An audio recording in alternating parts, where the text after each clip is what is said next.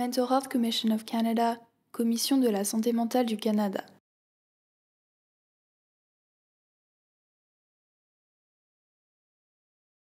Bonjour, moi je m'appelle Jaïla Jbilou, je suis médecin spécialiste en santé publique et je suis chercheur et professeur au Centre de formation médicale du Nouveau-Brunswick et à l'Université de Moncton à l'école de psychologie. J'ai joué un rôle de chercheur, mais notre équipe est une équipe de recherche et implantation. Donc j'ai fait de la recherche, j'ai fait de l'implantation aussi et c'est ça un peu ce qu'on a fait dans notre équipe. Mon nom est Serge Robichaud, je suis gestionnaire dans un centre de santé mentale au Nouveau-Brunswick, dans la région de Grand-Sault. Alors, mon rôle à l'intérieur du projet Enraciner l'espoir, en tant que gestionnaire, je participe pleinement avec l'équipe d'implantation. Je travaille de très près en équipe avec Jalila et Céline dans tout ce qui a trait à la mise en place d'activités, participation à la recherche pour aider Jalila aussi. Je m'appelle Céline Fortin, je suis coordonnatrice du projet Enraciner l'espoir pour le comté Madawaska-Victoria dans le nord du Nouveau-Brunswick. Et je suis fière d'être membre aussi du comité de recherche et d'implantation de notre équipe. Le comté de Madawaska-Victoria regroupe environ 50 000 personnes. Il s'agit principalement d'un comté francophone avec une population plutôt rurale. On vit principalement de l'agriculture et de l'industrie forestière. On a observé que les taux de décès par suicide étaient particulièrement élevés dans cette communauté et essentiellement parmi les hommes âgés de 35 ans à 65 ans, donc les hommes adultes. Alors, c'est une population qui n'est pas accessible, facilement accessible. C'est une population qui n'embarque pas forcément dans les services de santé mentale ou même la recherche en santé mentale. Et donc, ce défi a été un peu quelque chose qui nous a accompagnés tout le long. La réceptivité de former des gens n'est pas aussi grande qu'on le voulait.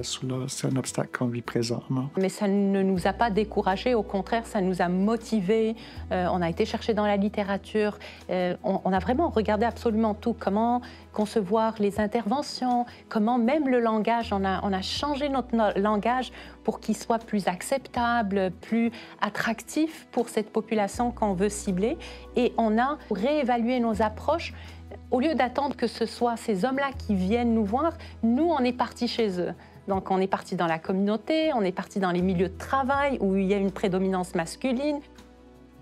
80% des gens qui se suicident sont des hommes. Alors, on voulait vraiment avoir le point de vue de certains des hommes et on n'en a pas eu aussi d'un nombre aussi grand qu'on aurait voulu avoir. C'était plus facile d'aller chercher des gens, des professionnels, ou d'aller chercher des gens qui avaient été affligés, des amis ou des choses du genre, qu'à d'aller chercher des gens qui eux-mêmes avaient eu un vécu. On a été en chercher, mais ça a été un défi.